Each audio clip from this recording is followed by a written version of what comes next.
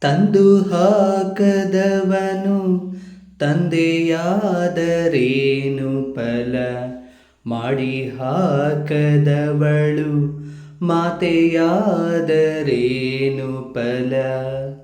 ಮರ್ಮರಿಯದವಳು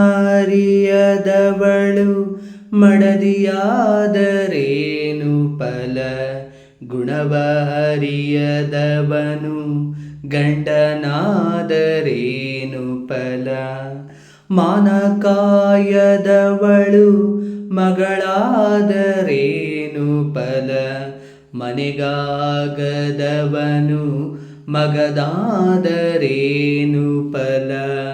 ಕುಟಿಲವ ಬಿಡದಿಹ ಸಂತನು ಜಪವ ಮಾಡಿದರೇನು ಫಲ, ಮಾತಾ ಪಿತರನು ಬಳಸಿದಾತನು ಯಾತ್ರೆಯ ಮಾಡಿದರೇನು ಫಲ.